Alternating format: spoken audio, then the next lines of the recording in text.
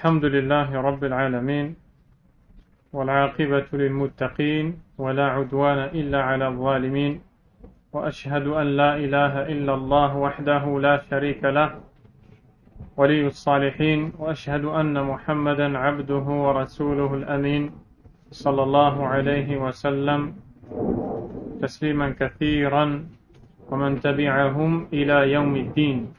أما بعد، فهذا اليوم هو الثامن من شهر ذي القعدة من عام 1439 من هجرة النبي صلى الله عليه وسلم.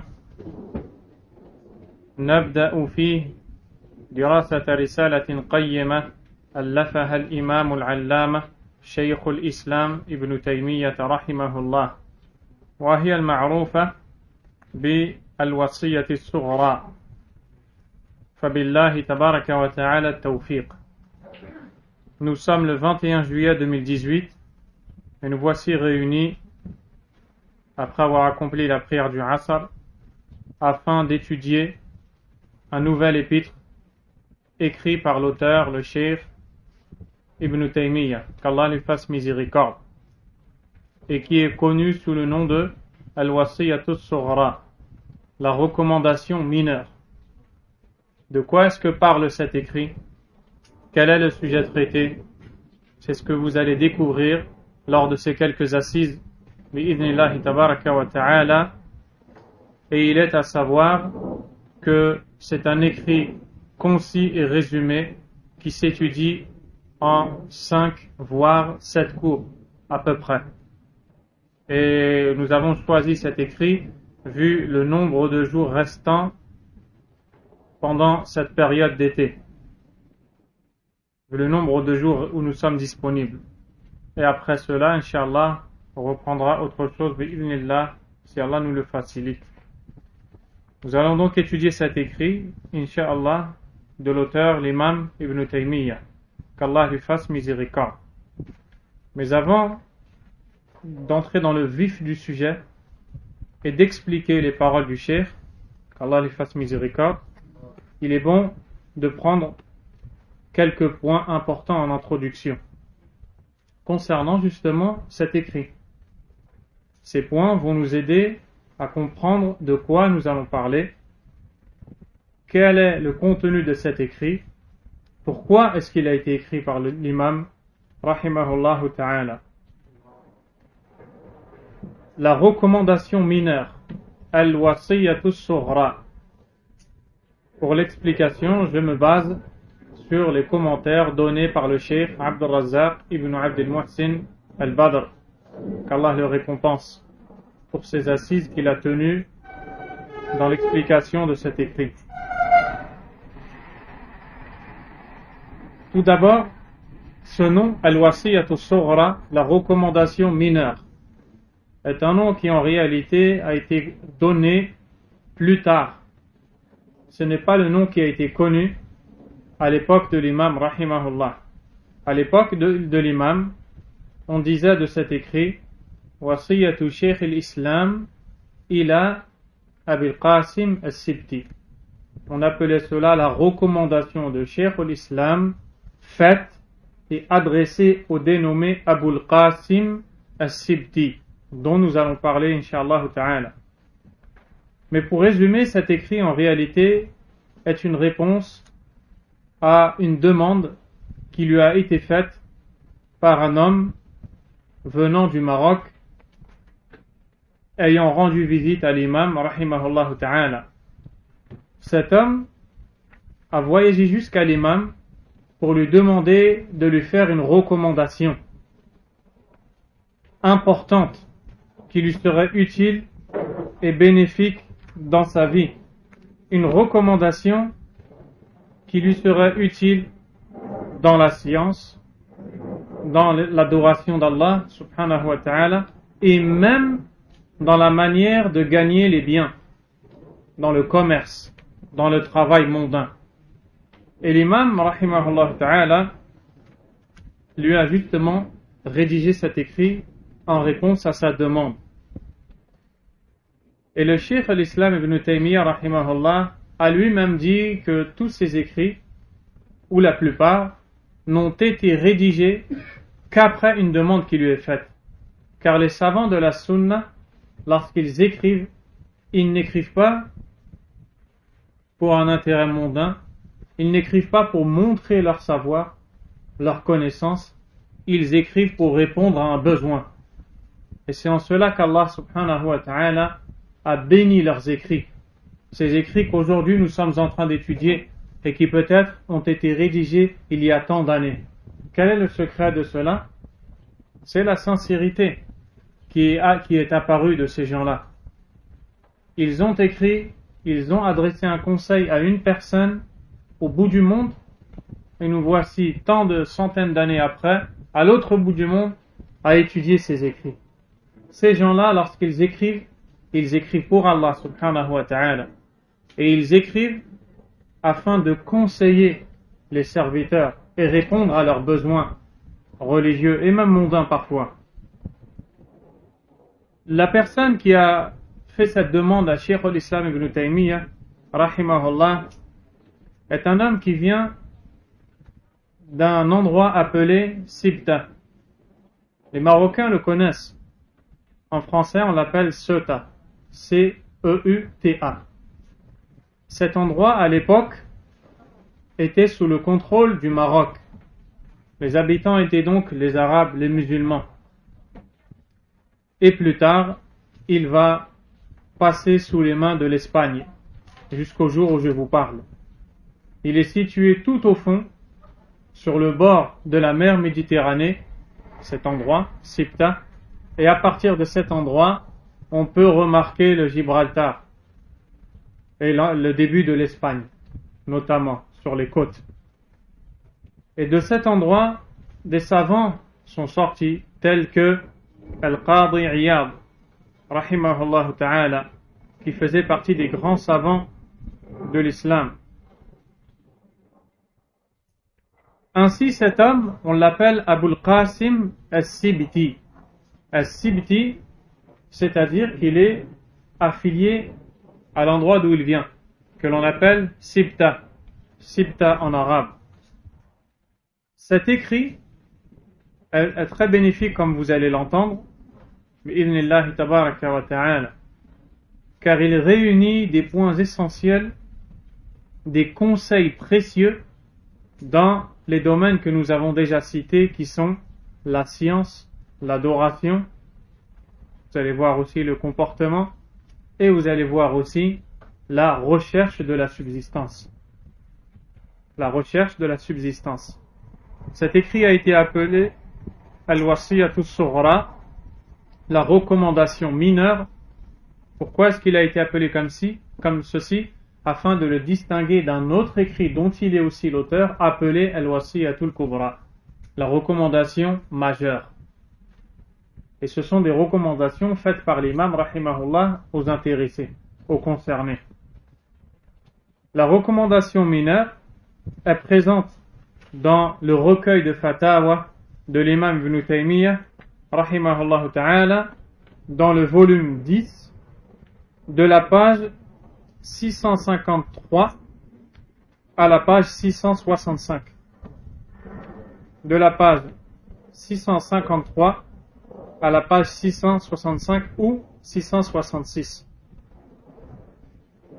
Et la recommandation majeure aussi est présente dans cet écrit. Qui est la personne qui a posé cette question à l'imam Ibn Taymiyyah rahimahullah ta'ala? C'est le dénommé Abul Qasim As-Sibti, dont les savants ont parlé tels que l'imam Al-Zahabi rahimahullah. L'imam Al-Zahabi est l'élève de l'imam Ibn Taymiyyah rahimahullah, et il est connu pour s'être spécialisé dans l'histoire et notamment dans les biographies des savants de l'islam depuis les Sahaba jusqu'à son époque rahimahullah. L'imam Al-Zahabi a parlé de cet homme Abul Qasim As-Sibti, d'origine de Sibta, anciennement cette ville ou cet endroit du Maroc, en disant de lui qu'il était un homme qui voyageait énormément et qui a su tirer profit de ses très nombreux voyages. Abul Qasim, qui est la cause de cet écrit et qui a interrogé l'imam Ibn Taymiyyah rahimahullah, était un grand voyageur. il traversait les contrées à la recherche des savants de l'islam, à leur rencontre. Et c'est à ce titre qu'il a pu bénéficier de très nombreux intérêts dans la science, rahimahullah ta'ala. Il a d'ailleurs un écrit où il a réuni ses voyages desquels il parle. Et dans cet écrit, il parle de Al-Wasiyat al-Sughra, la recommandation mineure que lui a faite l'imam Ibn Taymiyyah, rahimahullah ta'ala, et il en vante la science et les mérites. Il se nomme Al-Qasim, le fils de Yusuf, fils de Muhammad, fils de Ali, At-Tujibi, As-Sibti, Al-Maghribi, Al-Najjar. Donc il est d'origine du Maroc, comme vous l'avez compris, et il est un grand savant de l'islam. L'imam al-Dhahabi rahimahullah a dit concernant de lui Al-Imam al-Muhaddith al-Rahal Alamuddin. En le décrivant, il a dit par quelques mots l'imam, le savant du hadith, le grand voyageur, comment traduire ça? L'indice de la religion. Il fut dit qu'il est né aux alentours de l'an 670 de l'Hégire, correspondant à l'an 1272 du calendrier grégorien, et qu'il est mort un peu aux alentours de l'an 735, qui correspond à l'année 1335 du calendrier grégorien. Il dit, rahimahullah, dans son livre où il traite de ses différents voyages et donc de sa rencontre avec l'imam Ibn Taymiyyah, rahimahullah, وكان من جملة الوصية التي أوصانا بها التقي الفاضل أبو العباس ابن تيمية أن قال ما في الكتب المصنفة المبوبة كتاب أنفع من صحيح محمد بن إسماعيل وصدق ابن تيمية والله يفهمنا ما فيه ويرشدنا للعمل بمقتضاه بمنه وكرمه.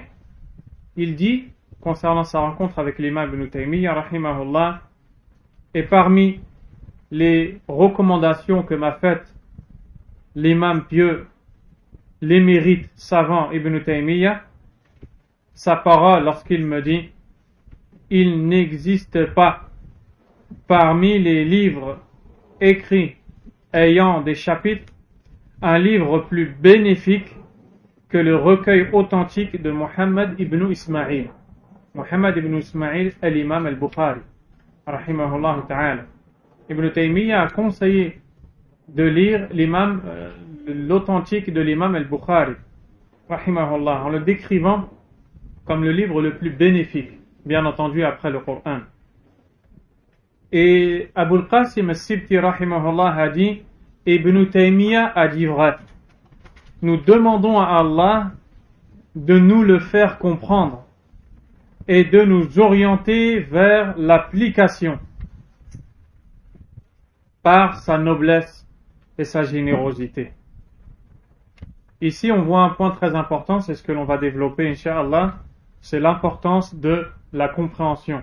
Car comme vous allez le voir, Ibn Taymiyyah, rahimahullah, dans cet écrit, va se concentrer sur l'importance de la compréhension et de l'application. Car celui qui ne comprend pas ne peut pas appliquer ou ne peut pas appliquer correctement. Et la compréhension est extrêmement importante dans la religion d'Allah subhanahu wa ta'ala.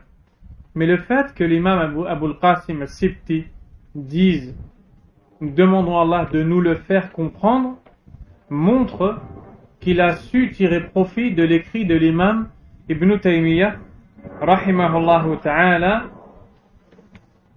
car l'imam s'est concentré dans cet écrit sur l'importance de la compréhension.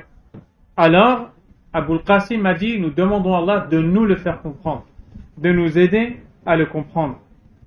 Cet écrit a été rédigé alors que l'imam Ibn Taymiyyah rahimahullah n'avait pas encore atteint les 36 ans.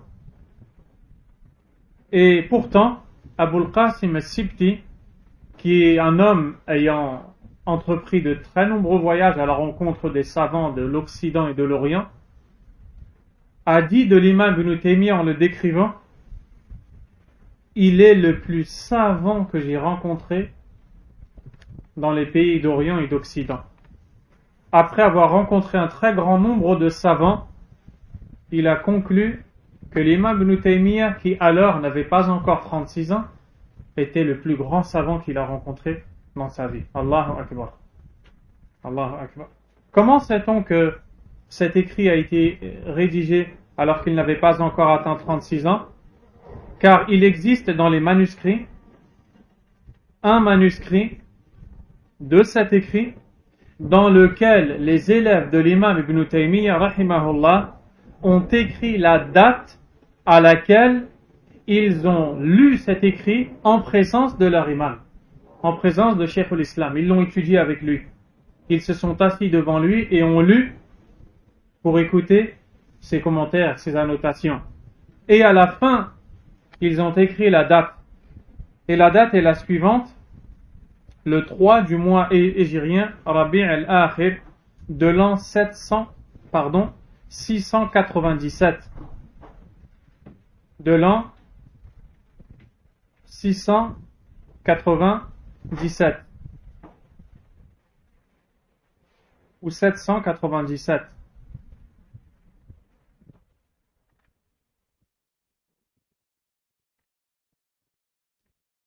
Un instant.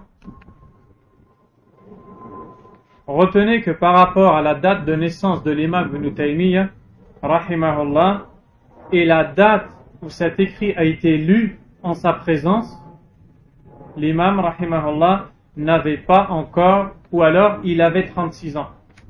Le fait que cet écrit a été lu en sa présence à cette date ne veut pas dire que c'est en cette date qu'il a été écrit. Mais comme en cette date où on lui a lu, il avait 36 ans, cela veut dire que lorsqu'il a été écrit, il avait moins de 36 ans. Quel âge exactement? On ne le sait pas. Mais ce que l'on sait, c'est que c'est à peu près aux alentours de ses 36 ans. Et c'est à cette même date à peu près qu'il a écrit Al-Aqidatu Al-Wasitiyya et également Al-Hamawiyya. Donc ça vous laisse vous rendre compte un peu de la science de cet homme à cet âge très jeune. Que contient cet écrit? Cet écrit contient une très grande recommandation, voire même plusieurs recommandations dans le domaine de la piété, de l'obéissance à Allah, de l'adoration, de la science, du comportement, de la recherche du savoir, et également ce par quoi on commence quand on étudie, et la manière de rechercher la subsistance. Tout cela, c'est le contenu de cet écrit. Et l'imam, rahimahullah, était généreux dans la science. Lorsque il recevait la visite de personnes l'interrogeant dans la religion, il n'hésitait pas à donner de son temps, à donner de sa science, et ne se contentait pas de peu. Il écrivait en fonction de ce qu'il avait en sa possession comme nombre de feuilles. Il est dit que parfois, l'interrogateur envoyait un papier sur lequel était écrit une question, et l'imam Ibn Taymiyyah prenait ce même papier sur lequel il écrivait la réponse, puis il retournait sur l'autre face du papier pour terminer la réponse, et lorsqu'il n'y avait plus de place, il présentait ses excuses et disait: je n'ai trouvé que cette place pour te répondre. Rahimahullah ta'ala. Et c'est ainsi qu'était son élève, l'imam Ibn al-Qayyim, rahimahullah ta'ala. Tellement il était généreux dans la science, lorsqu'on lui demandait un livre, il disait qu'il fallait donner ce livre. Et il ne demandait pas à ce qu'on lui rende. Et certains élèves n'appréciaient pas cela. Et ne voulaient pas que les livres soient donnés. Mais l'imam Ibn Taymiyyah, rahimahullah, disait qu'on ne pouvait pas refuser cela. Qu'y a-t-il précisément dans cet écrit? Il y a 4 points qui sont traités. Le premier, c'est le conseil concernant la droiture de la religion et de cette vie d'ici-bas. Le conseil concernant la droiture de cette vie de la religion et de cette vie d'ici-bas. Deuxièmement, quel est le livre sur lequel s'appuyer et auquel revenir dans la science du hadith? Troisièmement, quelles sont les meilleures actions après les obligations? Les œuvres pieuses les plus louables après les obligations. Quatrièmement, quel est le meilleur moyen de gagner la subsistance? Dans quel domaine? Comment gagner la subsistance? Même de cela, l'imam a parlé, rahimahullah ta'ala. Et on voit la baraka, la bénédiction, le bien qu'il y a dans les questions qui sont posées par les personnes qui sont sincères et qui savent qu'est-ce qu'il faut demander. Et combien de gens ont été guidés par Allah subhanahu wa ta'ala par la cause d'une question posée par une personne qui a donné suite à une réponse concernant une autre personne présente dans l'assise. Et Allah tabaraka wa ta'ala n'accepte des questions que celles qui sont pieuses et dont le but est de rechercher la satisfaction d'Allah et son agrément. Beaucoup de gens posent des questions dans le but de semer des troubles, dans le but de chercher une discorde, dans le but d'arriver à un problème, à un différend. Beaucoup de gens posent des questions pour un bien mondain. Beaucoup de gens posent des questions pour un intérêt qui n'est pas de la religion d'Allah, subhanahu wa ta'ala. Combien ont causé du tort et beaucoup de maux à cause d'une question qu'ils ont posée, pendant que d'autres ont posé des questions qui ont été la cause d'un bien dans la communauté. Et Abdul Qais, qui s'est présenté au prophète sallallahu alayhi wa sallam, lui a dit: ô messager d'Allah, de manière résumée, ô messager d'Allah, nous pouvons venir à toi pendant les mois sacrés uniquement. Et il y a entre vous et nous la tribu de Mudar, une tribu de polythéistes, c'est-à-dire qui nous empêche de vous atteindre. Donne-moi alors un ordre succinct, concis, que je transmettrai au mien. Le prophète sallallahu alayhi wa sallam lui a transmis alors des ordres. Cet homme-là avait besoin d'un conseil résumé, clair, utile et profitable. Le prophète alayhi wa sallam lui a donné. Il a su poser la bonne question, il est retourné à son peuple et lui a transmis et le peuple a appliqué. C'est ça la question qu'il faut poser aux savants. C'est la question qui est utile pour toi et utile aussi pour les autres. Ainsi, nous demandons à Allah Azza wa Jal de récompenser cet homme pour la question qu'il a posée.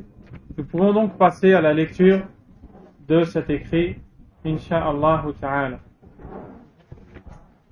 Bismillah ar-Rahman ar-Rahim. سؤال أبي القاسم المغربي. يتفضل الإمام بقية السلف وقدوة الخلف أعلم من لقيت ببلاد المشرق والمغرب تقي الدين أبو العباس أحمد بن تيمية بأن يوصيني بما يكون فيه صلاح ديني ودنياي ويرشدني إلى كتاب يكون عليه اعتمادي في علم الحديث وكذلك في غيره من العلوم الشرعية وينبهني على أفضل الأعمال الصالحة بعد الواجبات ويبين لي أرجح المكاسب كل ذلك على قصد الإيماء والاختصار والله تعالى يحفظه والسلام الكريم عليه ورحمة الله وبركاته. Il dit, rahimahullah ta'ala, j'ai demandé à l'imam,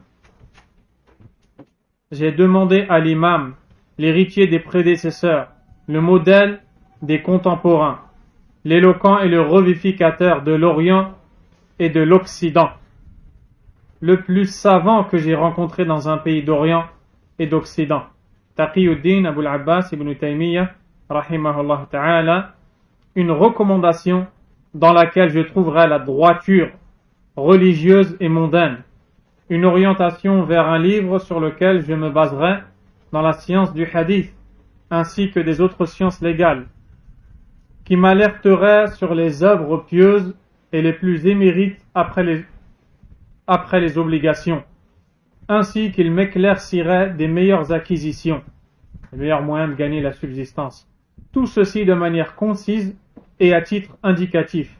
Qu'Allah vous préserve, que la paix, la miséricorde et la bénédiction d'Allah soient sur lui. Subhanahu wa ta'ala.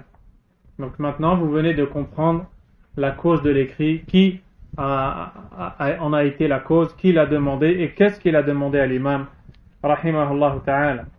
Vous voyez qu'il lui a demandé des choses qui sont très importantes et dont en réalité tout le monde a besoin. Et tout étudiant en sciences ne peut pas se passer du contenu de cet écrit, et à plus grande échelle, tout musulman a besoin de ce que contient cet écrit. L'imam rahimahullah ta'ala a alors répondu en disant فأجاب الحمد لله رب العالمين أما الوصية فما أعلم وصية أنفع من وصية الله ورسوله لمن عقلها واتبعها قال تعالى ولقد وصينا الذين أوتوا الكتاب من قبلكم وإياكم أن اتقوا الله ووصى النبي صلى الله عليه وسلم معاذا لما بعثه إلى اليمن فقال يا معاذ اتق الله حيثما كنت وأتبع السيئة الحسنة تمحها وخالق الناس بخلق حسن وكان معاذ رضي الله عنه من النبي صلى الله عليه وسلم بمنزلة علية فإنه قال له يا معاذ والله إني لأحبك. L'imam Ibn Taymiyyah rahimahullah ta'ala a dit toutes les louanges reviennent de droit au Seigneur des mondes. C'est ce par quoi il a commencé rahimahullah, par la louange d'Allah subhanahu wa ta'ala.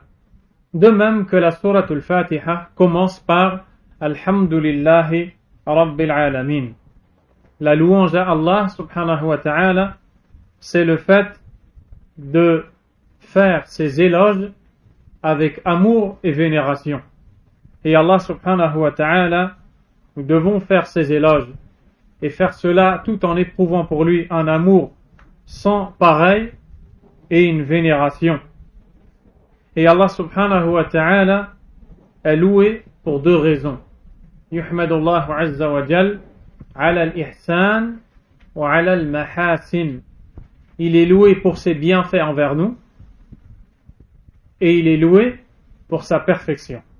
Ce sont les deux choses pour lesquelles nous louons Allah et nous disons Alhamdulillah, toutes les louanges reviennent de droit à Allah subhanahu wa ta'ala pour ses bienfaits envers nous qui sont très nombreux. Chaque fois qu'Allah nous fait don de ses bienfaits, on se doit de le louer, et pour sa perfection, pour sa puissance, sa beauté, la beauté de ses noms, de ses attributs, subhanahu wa ta'ala. Pour tout cela, Allah est loué, pour ses bienfaits et pour sa perfection, subhanahu wa ta'ala. L'imam a dit Amma al-wasiyya, quant à la recommandation, c'est-à-dire celle dont tu parles et au sujet de laquelle tu interroges, puis il lui donne cette recommandation. Le terme wasiyya, traduit par recommandation, ce terme en arabe signifie une parole contenant un ordre ou un interdit, ou alors les deux. Lorsque nous disons wasiyya, que l'on traduit par recommandation, c'est-à-dire une parole qui contient un ordre d'Allah subhanahu wa ta'ala ou un interdit, et c'est une parole qui peut parfois contenir les deux. Et nous allons voir des exemples. Une recommandation du prophète sallallahu alayhi wa sallam qui contient un ordre. Le prophète sallallahu alayhi wa sallam a dit au compagnon Mu'adh ibn Jabal radiyallahu ta'ala an, Usika, je te fais la recommandation suivante. La tad'anna dubura kulli salatin an taqul, ne délaisse jamais le fait de dire après chaque prière Allahumma inni a'inni ala dhikrika wa shukrika wa husni ibadatik. Oh Allah, aide-moi à te mentionner, à être reconnaissant vers toi et à t'adorer de la bonne façon.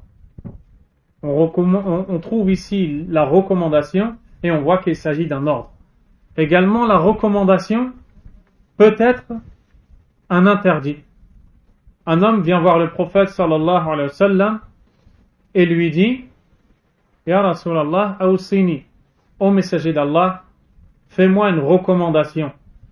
Et là, le prophète sallallahu alayhi wa sallam lui dit: La tardab, ne te mets pas en colère. C'est un interdit, n'est-ce pas? Donc ça peut être parfois un ordre, tout comme ça peut être un interdit. Et dans le hadith de l'Irbad radiyallahu anhu, un hadith connu, on voit la recommandation qui contient les ordres et les interdits.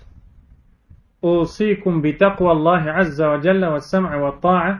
Je vous recommande la crainte d'Allah, exalté soit-il, l'écoute et l'obéissance jusqu'à la fin du hadith. Il y a des ordres et il y a des interdits, notamment l'interdit d'innover dans la religion d'Allah subhanahu wa ta'ala. Voilà ce que veut dire le mot wasiyya. Une parole qui peut contenir un ordre, un interdit ou parfois les deux. C'est donc un rappel, un conseil orientant vers l'obéissance d'Allah subhanahu wa ta'ala. Ibn Taymiyyah rahimahullah a dit: Amma al-wasiyya, quant à la recommandation, c'est-à-dire celle au sujet de laquelle tu interroges, il lui dit: فَمَا أَعْلَمُ وَصِيَّةً أَنْفَعَ مِنْ وَصِيَّةِ اللَّهِ وَرَسُولِهِ لِمَنْ عَقَلَهَا وَاتَّبَعَهَا. Il lui dit: quant à la recommandation, je n'en connais pas de meilleure ni de plus bénéfique que celle d'Allah et de son messager pour celui qui y réfléchit, la comprend et la suit. C'est la parole d'Allah subhanahu wa ta'ala: وَلَقَدْ وَصَّيْنَا الَّذِينَ أُوتُوا الْكِتَابَ مِنْ قَبْلِكُمْ وَإِيَّاكُمْ أَنِ اتَّقُوا اللَّهَ. Nous avons certes fait la recommandation aux gens ayant reçu le livre avant vous, ainsi qu'à vous-même: ittaqullah. Prémunissez-vous du châtiment d'Allah en lui obéissant. C'est ce que veut dire ittaqullah. On va parler du mot taqwa, bi'idhnillah tabaraka wa ta'ala. Mais qu'est-ce que nous retenons ici? Nous retenons la bonne manière de conseiller et d'orienter de l'imam Ibn Taymiyyah rahimahullah ta'ala. Pour quelle raison? Du fait qu'il n'a pas dit de lui-même: je te recommande la crainte d'Allah, je te recommande la piété, en parlant de lui-même.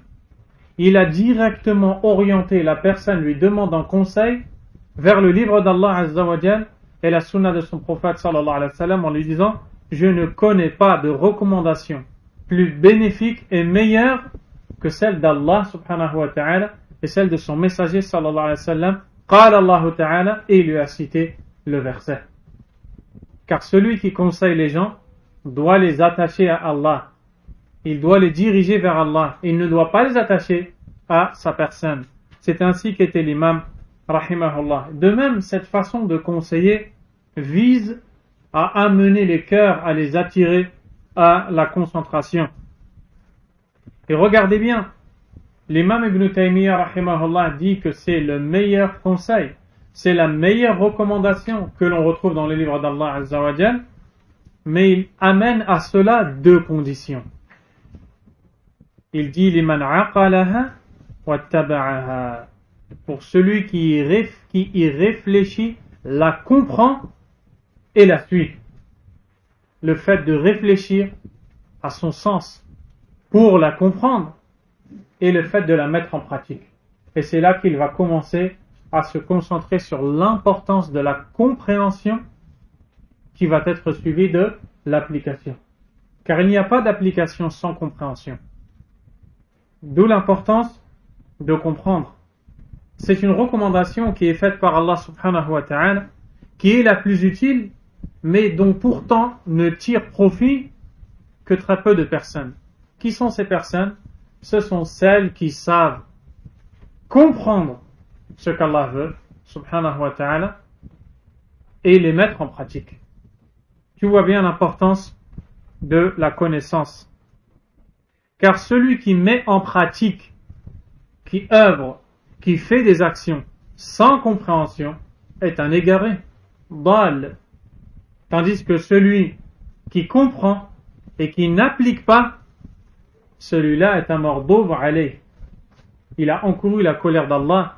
Et Allah Azza wa Jal dans le Coran nous dit Ihdina as-sirat al-mustaqim, guide-nous dans le droit chemin, sirat alladhina an'amta alayhim, le chemin de ceux que tu as comblés de tes bienfaits.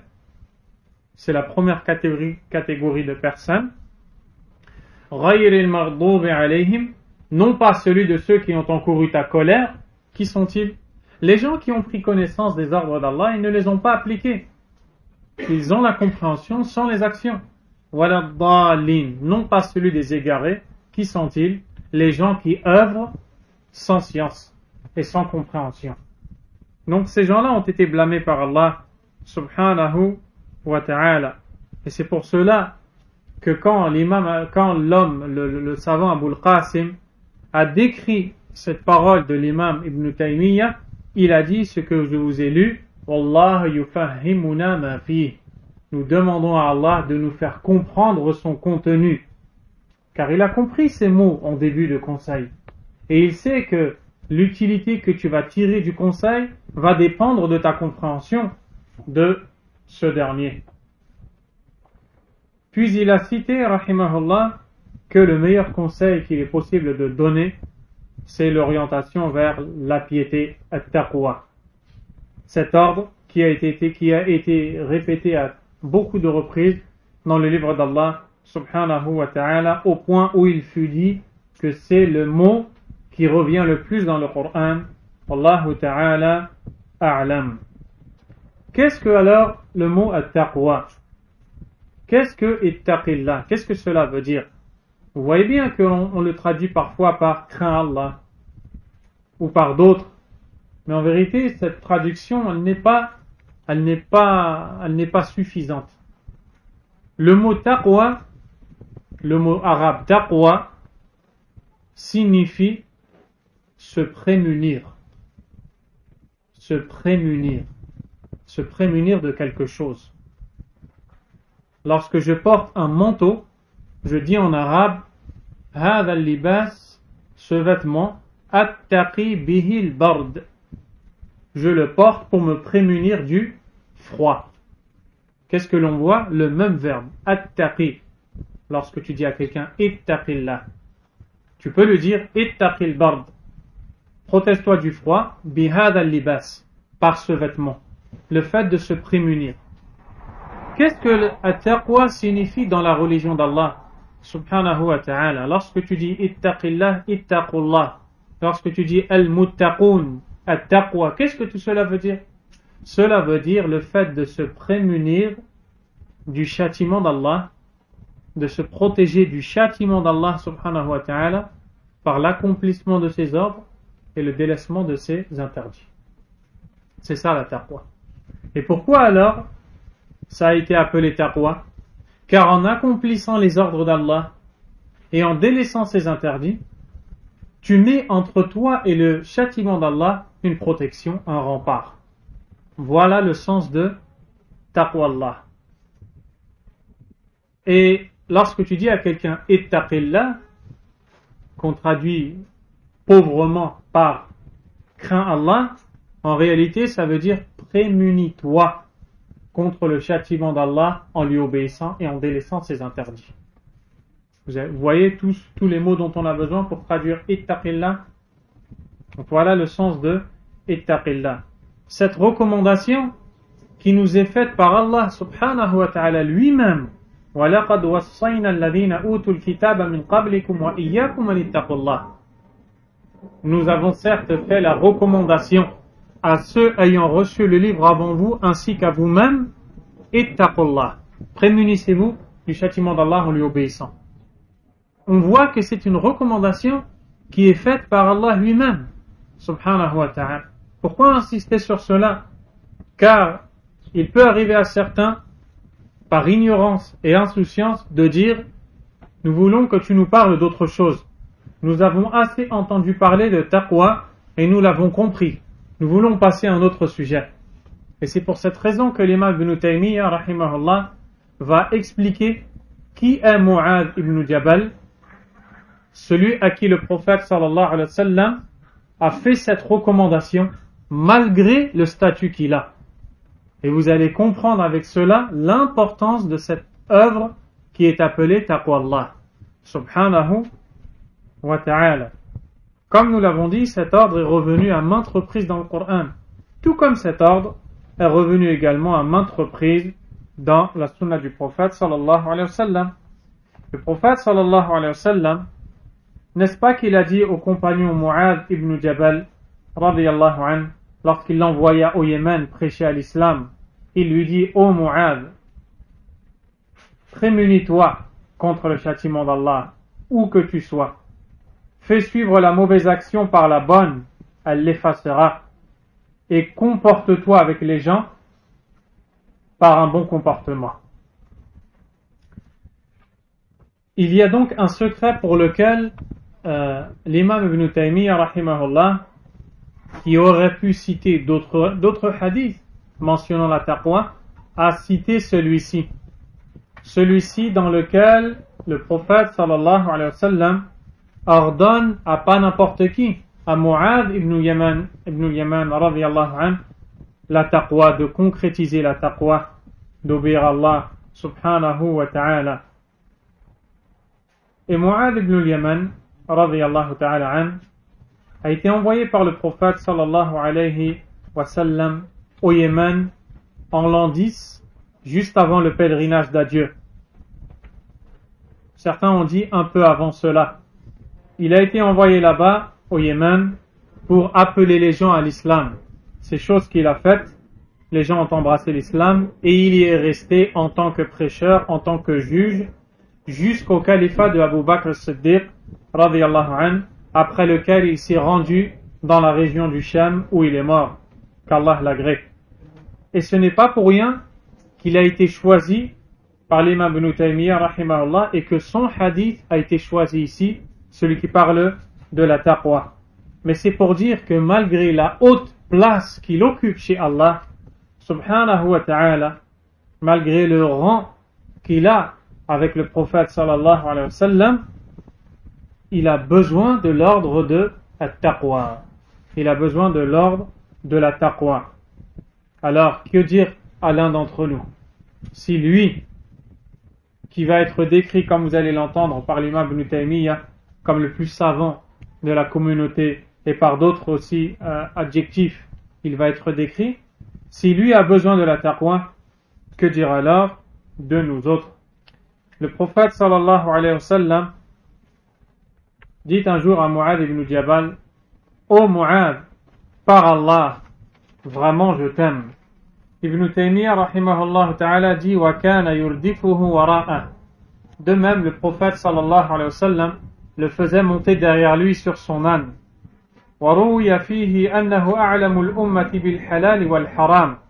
Il a aussi été rapporté qu'il est la personne la plus savante dans la communauté concernant le licite et l'illicite.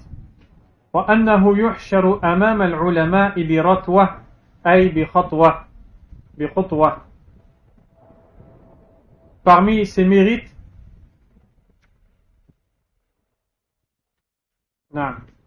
il est aussi rapporté qu'il sera ressuscité devant les savants le jour dernier d'un pas, à une distance d'un pas. On détaillera cela bien sûr. وَكَانَ يُشَبَّهُ بِإِبْرَاهِيمَ الْخَلِيلِ عَلَيْهِ السَّلَامِ. On disait de lui qu'il ressemblait à Ibrahim alayhi salam. وَإِبْرَاهِيمُ إِمَامُ النَّاسِ. Et Ibrahim est l'imam des gens. وَكَانَ ابْنُ مَسْعُودٍ رَضِيَ اللَّهُ عَنْهُ يَقُولُ.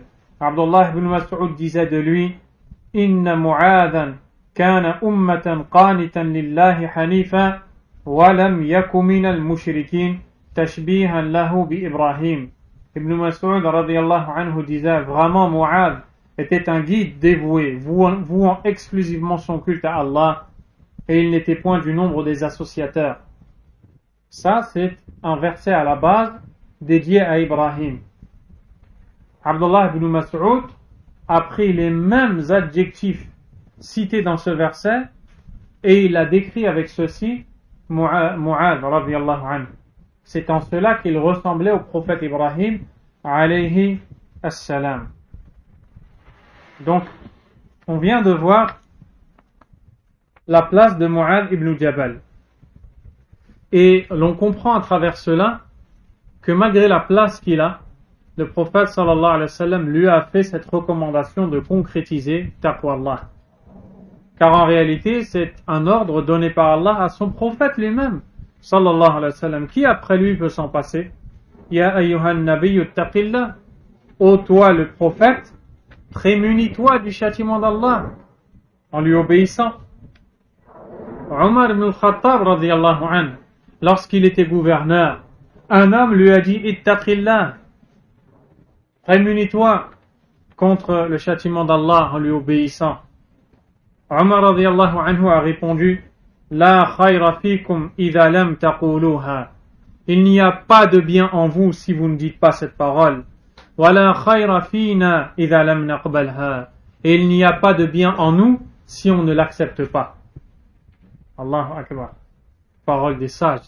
Il n'y a pas de bien en vous si vous ne nous dites pas de craindre Allah. Et il n'y a pas de bien en nous si on n'accepte pas de vous que vous nous disiez ou que vous nous dites de craindre Allah. Dites ou disiez que vous nous dites de craindre Allah subhanahu wa ta'ala. Peu importe qui est la personne, elle a constamment besoin de ce rappel, celui de l'obéissance d'Allah subhanahu wa ta'ala. Puis l'auteur rahimahullah a cité des mérites de Mu'adh ibn Jabal. Il faisait monter derrière lui Mu'adh ibn Jabal. Comme nous le dit Mu'adh dans le hadith rapporté par al-Bukhari, le hadith où le prophète sallallahu alayhi wa sallam a fait monter derrière lui Mu'adh sur le dos de l'âne. On voit donc que Mu'adh était assez proche de lui. Également, il est décrit comme étant le plus savant de la communauté dans le licite et l'illicite, dans la jurisprudence islamique, au point où il fut dit de lui qu'il sera ressuscité le jour dernier devant les savants à une distance que l'on appelle ratwa, que certains ont expliqué comme khutwa, c'est-à-dire un pas. Il aura un pas d'avance sur les savants le jour de la résurrection. Et d'autres ont dit ratwa, c'est-à-dire ramyatun bihajar. Lorsque tu lances une pierre, une petite pierre, la distance qui te sépare toi à l'endroit de l'atterrissage de cette petite pierre, c'est-à-dire plusieurs mètres. Quoi qu'il en soit, que ce qui est voulu soit un pas ou plusieurs mètres, il est à retenir cette description, le fait qu'il est ressuscité devant les savants le jour de la résurrection. Et ce récit a été authentifié par l'imam Al-Albani, rahimahullah, avec ses différentes variantes. Également, parmi les mérites de Mu'adh, radiyallahu anhu, le fait qu'il ait été envoyé par le prophète sallallahu alayhi wa sallam et choisi pour aller au Yémen, appeler les gens à Allah, pour être le mufti là-bas, le juge. Et ce n'est pas n'importe qui agit ainsi. Aussi, on disait de lui qu'il ressemblait à Ibrahim, alayhi salam. Et Ibrahim est l'imam des hommes.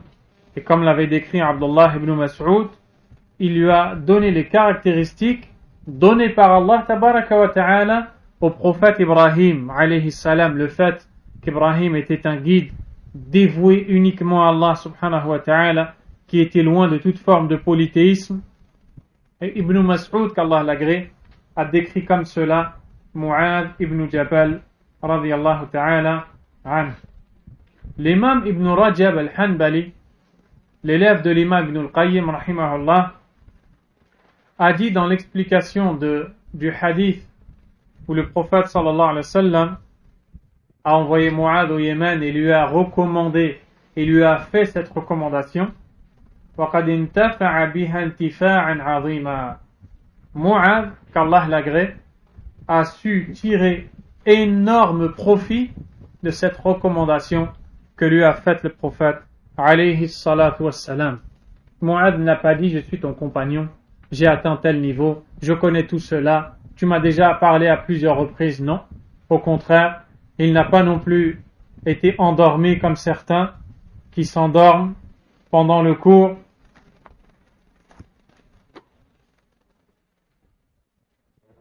Tu veux une couverture, Ibrahim? Ça va, tu es fatigué? Tu veux aller au fond avec une couette? Allah yahdik. La science, c'est pas comme ça. La science, celui qui veut étudier la science, il ne dort pas. Celui qui veut étudier la science, celui qui veut comprendre le livre d'Allah, subhanahu wa ta'ala, qui veut comprendre la sunna du prophète, sallallahu alayhi wa sallam, il ne va pas s'appuyer sur les murs. Il ne cherche pas la place comme vous, là. Il ne cherche pas la place où il sait qu'il va pouvoir poser son dos. Tout le temps. Où est-ce que je peux poser mon dos? Où est-ce que je peux trouver l'endroit le plus à l'aise? Tu ne prendras jamais la science en étant à l'aise. Les salaf disaient, La yustata'u al-ilmu bi rahati al-jasad. On ne peut pas avoir la science avec le repos du corps. Et si tu lisais les histoires de certains salafs et tu voyais combien ils ont souffert pour comprendre les livres d'Allah, subhanahu wa ta'ala, tu éprouverais de la honte face à eux. Et Abu Huraira, qu'Allah l'agrée, tellement il donnait tout son temps pour accompagner le prophète alayhi salatu wassalam,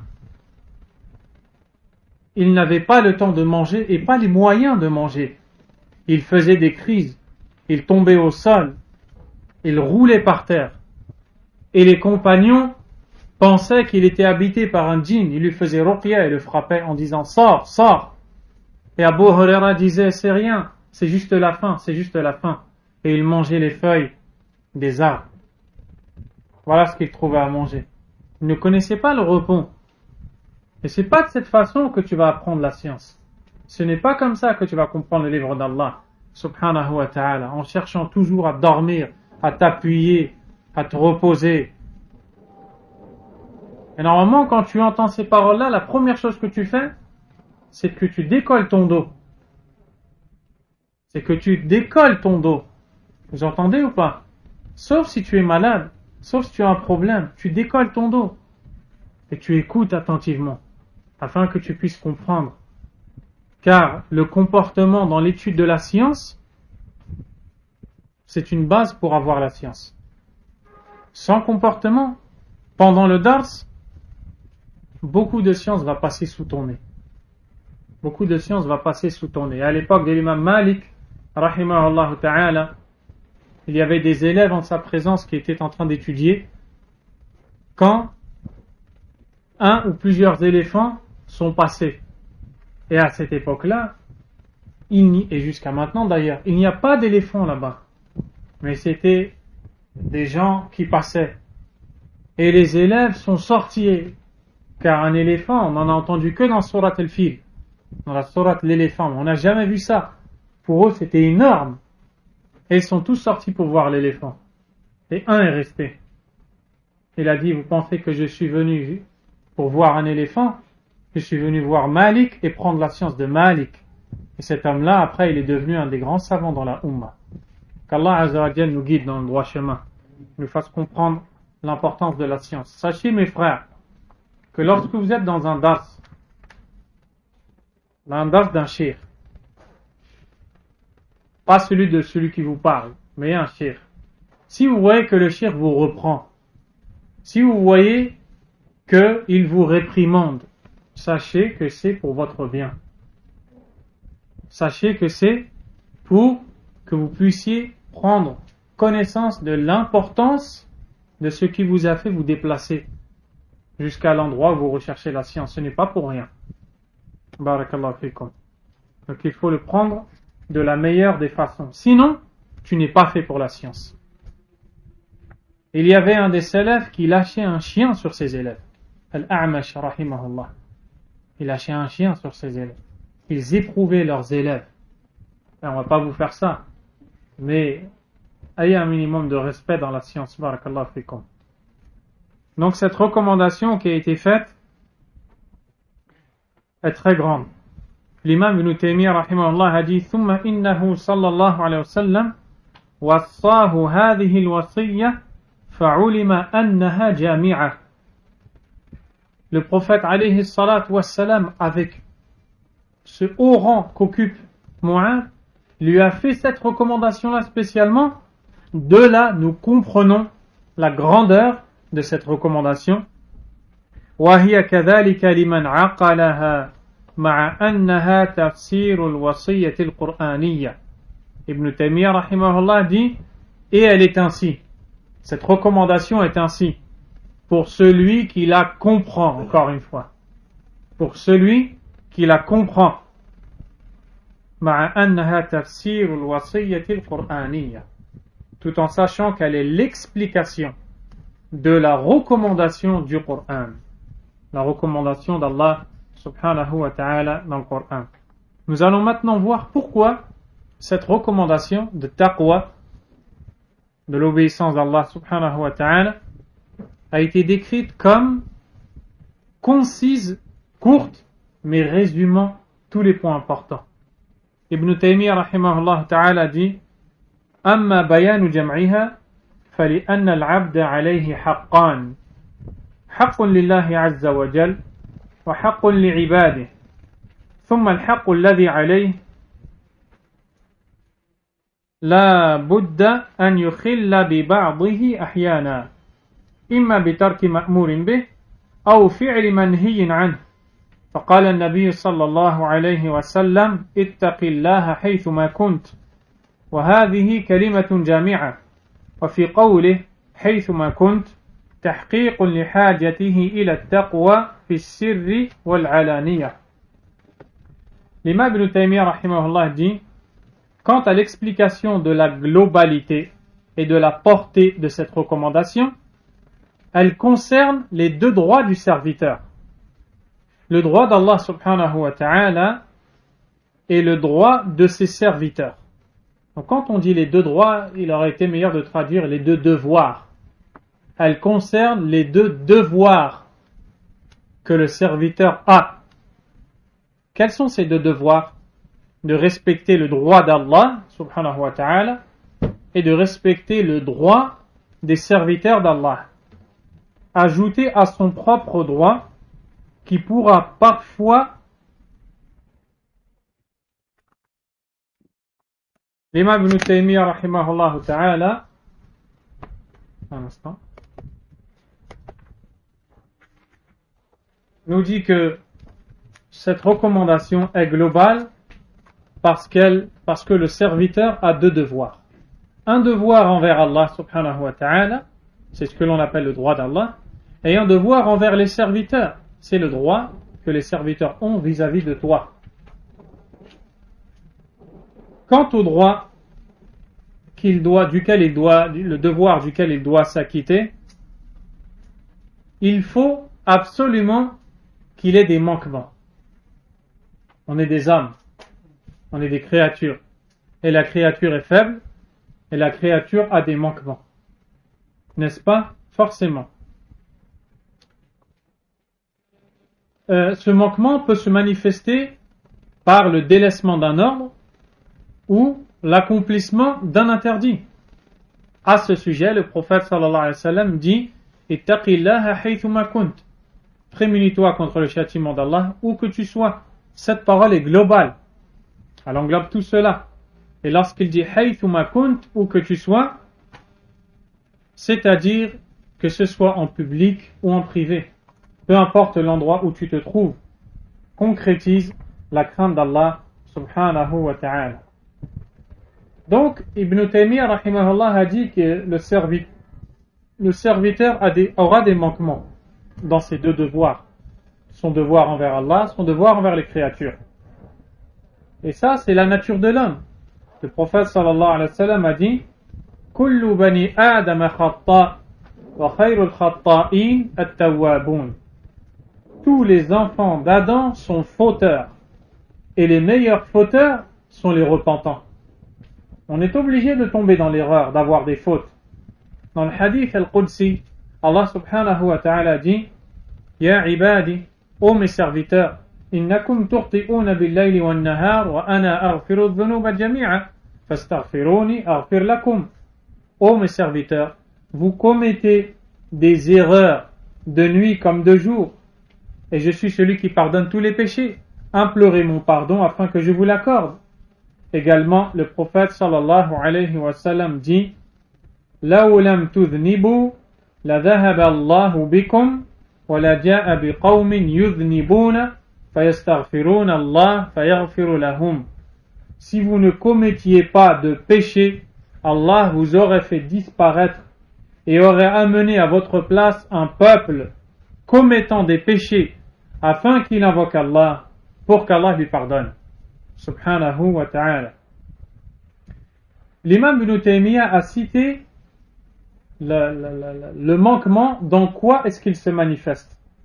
Il se manifeste soit par le délaissement d'un ordre ou l'accomplissement d'un interdit.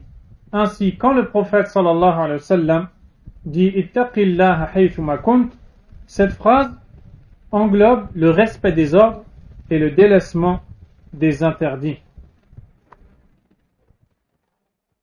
Haythuma kunt, où que tu sois.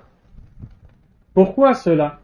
Car lorsque tu es devant les gens, il est facile de montrer la crainte d'Allah, il est facile de montrer son obéissance. Mais c'est quand tu te retrouves seul que tu peux mesurer ton degré de piété, ton degré de foi.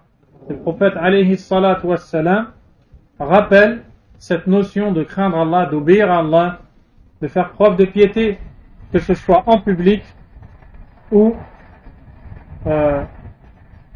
à l'isolement, ou seul, ou caché.